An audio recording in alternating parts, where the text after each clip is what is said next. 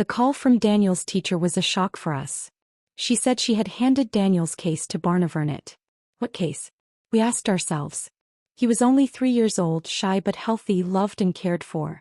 We were still trying to understand her words when a knock came at the door. 2 officials from Velferd stood there holding papers in their hands. Their tone was cold. Your son has been reported for lack of interaction. He does not speak normally. We need to act. I clutched Daniel against me. He's learning, I said, my voice trembling. Romanian is his first language. At home we mix English and Romanian. Norwegian is his third. He just needs time, he is not neglected. But they didn't listen. Silence is a sign of concern, one said firmly. Moments later they pried Daniel from my arms. His cry in Romanian, "Mama," still echoes in my soul. My name is Elena and my husband is Andre. We are from Romania and 3 years ago we came to Norway with one dream, to give our son Daniel a better future than the one we had. I still remember the day we packed our suitcases in Bucharest. Daniel was only a year old then, crawling across the floor as I folded tiny clothes into bags. My parents cried when we hugged them goodbye. Norway will give him a brighter tomorrow, my father told me. Andre squeezed my hand and whispered, "This is our chance. Daniel will grow up safe." When we stepped off the plane in Stavanger, I breathed in the cold northern air and thought, this is it. A new beginning. We rented a small apartment near the harbor, close enough for Andre to walk to his construction job. It wasn't much, 2 rooms, thin walls and a kitchen where the stove worked only half the time, but it was ours. At night we would sit by the window watching the lights of ships moving across the water, and tell Daniel stories about the life we hoped he would have.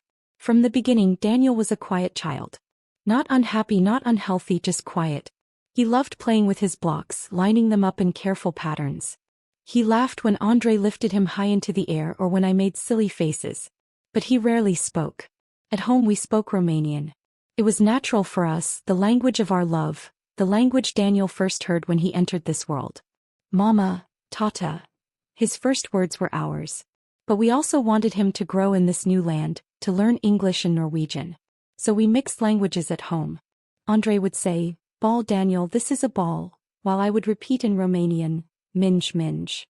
Later his teacher began adding Norwegian words. "Hey Daniel. Come hit." 3 languages at once. For a small child it was a mountain to climb. Sometimes he got confused, pointing instead of speaking or repeating in Romanian when others expected Norwegian. But we knew he would catch up. Children always do. Daniel was happiest at home, surrounded by us. But when preschool began, everything changed. On his first day I held his hand tightly as we walked to the classroom. The walls were painted bright colors, toys scattered everywhere, children laughing and shouting in Norwegian. Daniel clung to my leg, his eyes wide. "Go on, Daniel," I whispered. "It's okay. Mama is right here." But he didn't let go. He stood frozen, watching the other children run around. The teacher smiled kindly. "It's normal," she said. "He'll get used to it." And at first I believed her. But weeks passed and Daniel stayed quiet. While the other children sang songs in Norwegian, Daniel whispered in Romanian. When they shouted answers, Daniel stayed silent, his big brown eyes watching. "He's just shy," I told myself. "He's learning. Give him time." But not everyone saw it that way. One evening when I came to pick Daniel up, the teacher pulled me aside. Her smile was gone. "Mrs. Popescu," she began carefully, "we are concerned. Daniel does not speak. He does not interact with the other children. He seems withdrawn. This could be neglect." I froze. "Neglect?" I repeated, my voice trembling. "No, you don't understand. He speaks Romanian at home. English too sometimes. Norwegian is still new. He is only 3. He just needs time." She shook her head. "Children adapt quickly. If he is silent, it means something is wrong. I have reported this to Barnevernet." Her words shattered me. Reported? My baby boy who I kissed every night, who I held through fevers, who laughed when I tickled his toes. Reported as neglected? I walked home in a daze, Daniel's small hand in mine. He looked up at me, smiling faintly, and whispered, "Mama." My eyes filled with tears. How could they not see? He wasn't silent. He just spoke in a language they refused to hear. When I told Andre that night, he exploded with anger. Neglect? They dare say we neglect him? He is loved more than anything in this world. I nodded, tears streaming down my face. But they don't believe us. They only see that he doesn't speak their language. Andre slammed his fist against the table. Then we will teach him faster. We will prove them wrong. From that night we doubled our efforts. Every evening after long shifts, Andre sat with Daniel, pointing at pictures, repeating words in English and Norwegian. Daniel would laugh, repeating in Romanian, sometimes in English, rarely in Norwegian. He will get there, I told myself, watching his little mouth form the words. He just needs time. But Barnevernet didn't want to wait. Weeks later the knock came at our door. The words I will never forget. Your son has been reported for lack of interaction. We need to investigate. I tried to explain again. He is learning 3 languages. Of course he mixes them, of course he is quiet. But he is not neglected. He is loved. Please just give him time. But they shook their heads. Silence is a sign of neglect. Lack of confidence means poor parenting. Poor parenting? I thought of the nights I stayed awake through his fevers. The mornings I carried him on my hip while cooking, the songs I sang to him in Romanian. The hours Andre spent teaching him words after long days of work. How could they call this poor parenting? That night after they left, Andre sat in silence, his jaw clenched.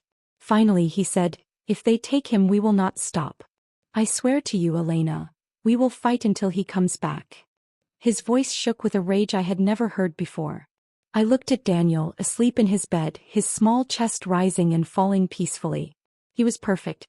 He was ours. I kissed his forehead and whispered, "We will protect you, my love. Whatever it takes." But I didn't know then how far that fight would go. That soon we would find ourselves not just battling Barnevernet, but standing before international courts, pleading for the world to hear what Norway refused to see. That Daniel wasn't broken. He wasn't neglected. He was just a child learning to find his voice. When the officials left that first night, I convinced myself it was just another check. A misunderstanding. Surely they would see that Daniel was simply learning at his own pace. He was only 3 years old. He wasn't broken, just quiet. I was wrong. A week later we were summoned to Velferd's office. Andre and I sat on stiff chairs in a grey room that smelled of paper and ink. Across from us, 2 officers shuffled through folders, their eyes never softening. "Your son," one of them began, "shows signs of lack of interaction. He does not speak to peers, he avoids eye contact, he is withdrawn. This suggests neglect at home." I leaned forward, my voice shaking. "No. He speaks, just not in Norwegian. At home he uses Romanian. Sometimes English. He is learning 3 languages at once. Of course he is shy, he needs time." The other officer shook his head. "It is not acceptable. By age 3, a child should be speaking clearly in the local language." Andre slammed his fist against the table. "Do you hear yourself? He's 3. You want him to master 3 languages before kindergarten? This is not neglect. It is culture, it is life. He is loved, cared for, safe." But they scribbled notes as if we hadn't spoken at all. A week later they came to our apartment again. This time they didn't just ask questions. They handed us papers. "We are placing Daniel in temporary custody." My world collapsed. I grabbed Daniel, who was playing quietly with his toy car. "No. Please don't do this. He is my baby. He needs me." Daniel looked up at me, sensing my fear. "Mama?" he whispered in Romanian, clutching my hand. One officer stepped closer. "We've observed his lack of confidence. This is a danger to his development. He must be placed under care." Andre stood in front of them, his face red with rage. "You think you know my son better than us? You think you can take him because he is shy? He is not your child." The officer's voice was cold. "Mr. Popescu, step aside." And then they pulled Daniel from my arms. He screamed, "Mama, nu plika. Mama, don't let go." His little hands clawed at me, but they slipped away. I fell to my knees, screaming as the door closed behind them. That was the night my world ended. The next days blurred into emptiness. His toys sat untouched. His little shoes by the door, waiting for feet that would not return. The apartment was silent except for my sobs. We were allowed visitation once a week. The first time I saw him I rushed forward, but they stopped me. "You may sit. He will come to you." Daniel walked in holding a social worker's hand. He looked smaller, thinner. His eyes searched the room until they found me. "Mama," he whispered, and my heart shattered. I pulled him into my arms, kissing his hair, crying into his little shoulder. "I'm here, Daniel. Mama's here." But when I spoke Romanian, the social worker frowned. "Please speak Norwegian with him." I glared at her through my tears. "He understands Romanian. He needs comfort." They scribbled something in their notes. During the visit, Daniel hardly spoke. He sat quietly in my lap, clinging to me, his toy car still in his hand. The officers whispered to each other. Still no progress. Still withdrawn. They saw silence as evidence. I saw it as trauma. When the visit ended, Daniel cried, clutching my neck. "Mama, new malasa. Mama, don't leave me." The officer pried him from me. He screamed, reaching out until he disappeared down the hallway. I collapsed, sobbing into Andrei's chest. They don't see him. They don't see us. Andrei's face was pale, his jaw clenched. They see only what they want to see. The hearings began. We stood in a courtroom surrounded by officials, lawyers, judges. They presented their evidence. Reports from the preschool teacher, notes from Velferd officers, observations that Daniel was quiet, shy, non-communicative. I wanted to scream. "Of course he is quiet. You took him from us. He doesn't understand your language. He is only 3. But every word we spoke was dismissed as excuses. The judge read the recommendation: continued custody with Velferd. I broke down in sobs. Andrei held me, his eyes blazing with fury. "This is not justice," he whispered. Weeks turned into months. Each visitation was the same. Daniel grew quieter. He avoided eye contact, sat still, barely speaking. The officials took this as proof. He shows no interaction. He is emotionally stunted. But I knew the truth. He was shutting down because of them. Because they had torn him from the only voices he knew, the only arms that comforted him. One night, after another crushing hearing, Andrei sat at the table, staring at papers scattered across it. "They will never give him back," I whispered. He didn't look up. "Then we go higher." I frowned. "Higher?" He met my eyes. "I have contacts. People in the UN.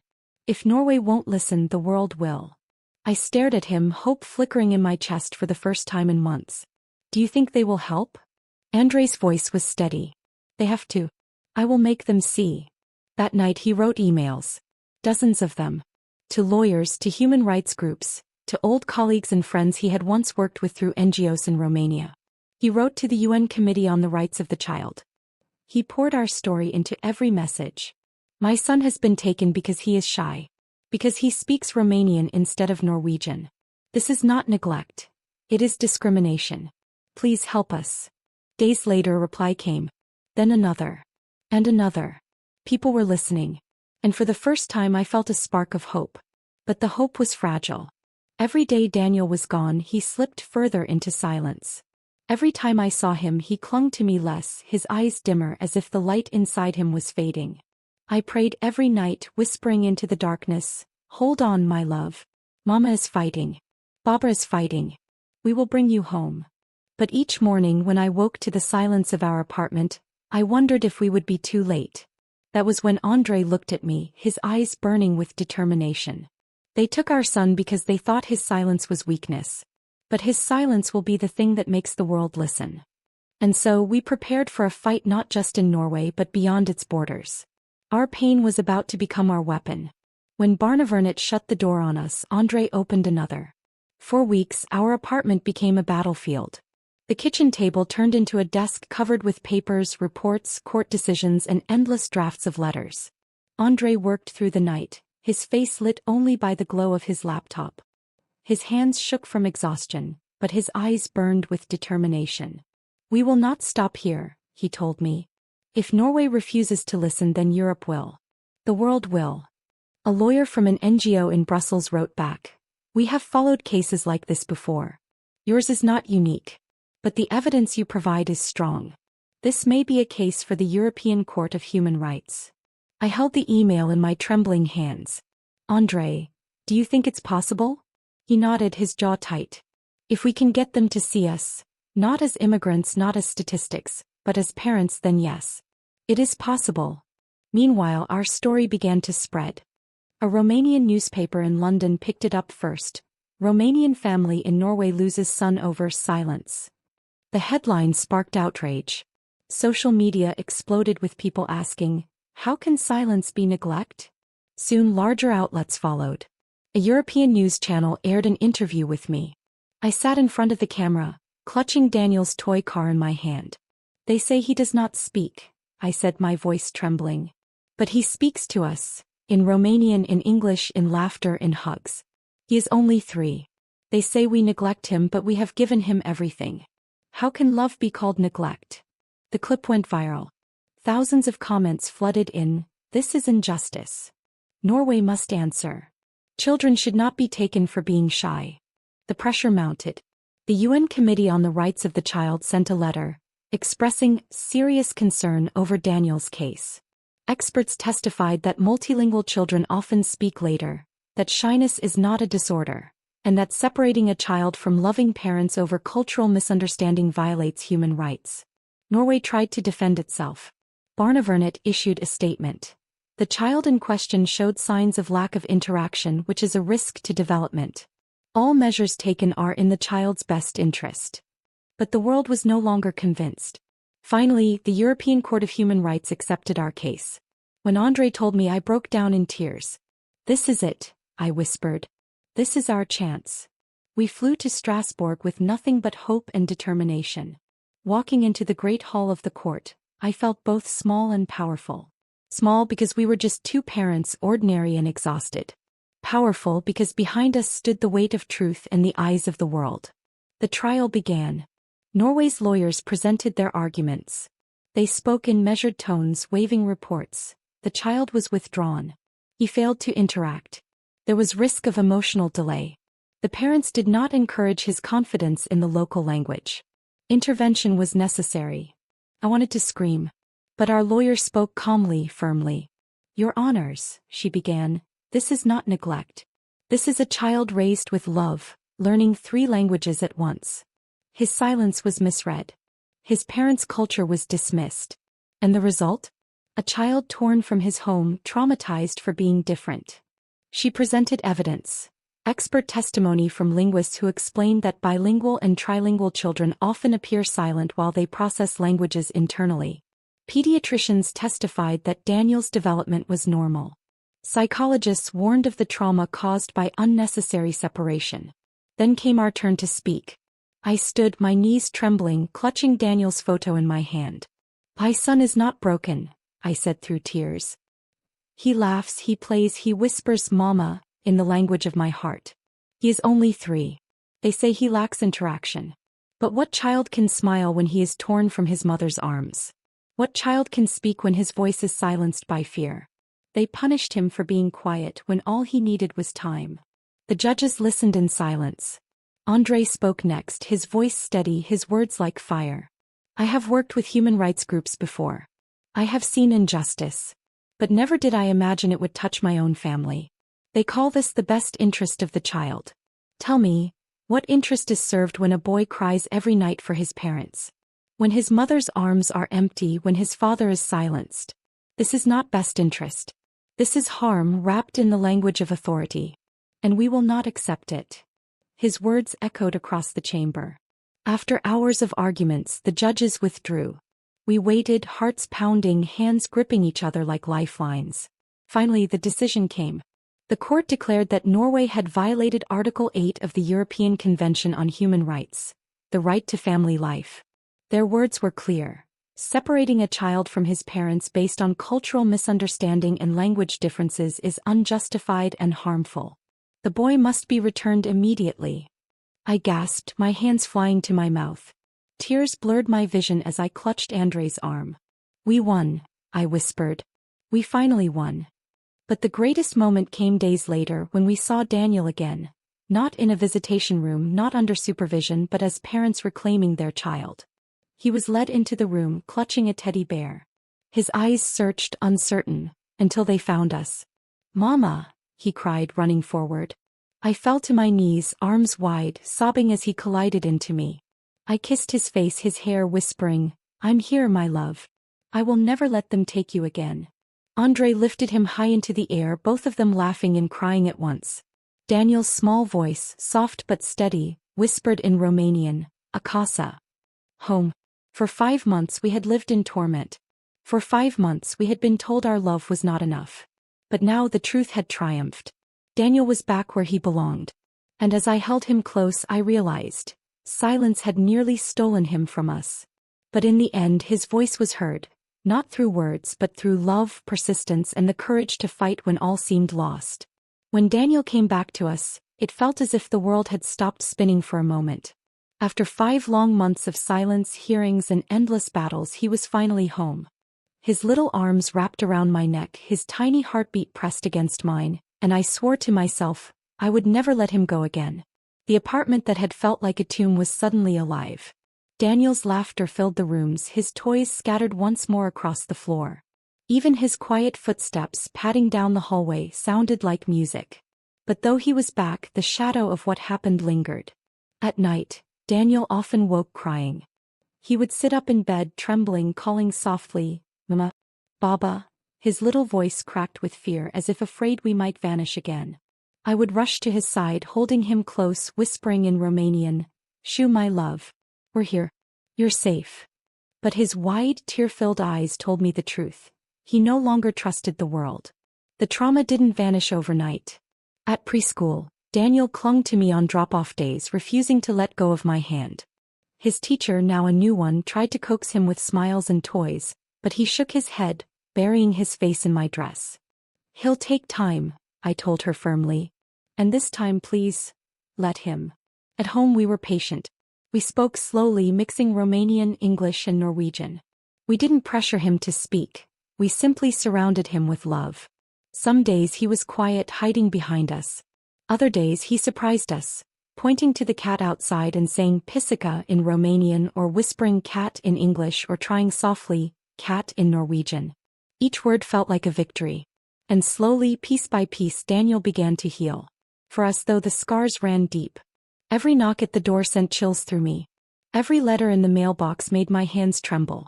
I lived in constant fear that they might come again, that they might find another excuse to take him away. Andre noticed. One evening he sat me down, his hand covering mine. "Elena," he said softly, "we won. Daniel is with us. You cannot let fear steal these moments from you." I shook my head. But what if they change their minds? What if silence comes again? He held my gaze, firm and unyielding. "Then we fight again. As many times as it takes. As now we know, we are not alone. The world is watching. And Daniel's voice has already been heard." His words steadied me. Months passed. Life regained rhythm. And slowly Daniel blossomed. One morning he tugged my sleeve while I cooked breakfast. "Mama," he said, his voice clear and soft, lapped. I froze, tears filling my eyes. "Yes, love," I whispered, pouring him a glass. Later that day, when Andre returned home, Daniel ran to him and shouted, "Baba." For the first time in months, his voice carried joy, not fear. Andre scooped him into his arms, laughing through tears. "Do you hear that, Elena? Our boy is speaking. Not broken. Not neglected. Just Daniel, finding his voice in his own time."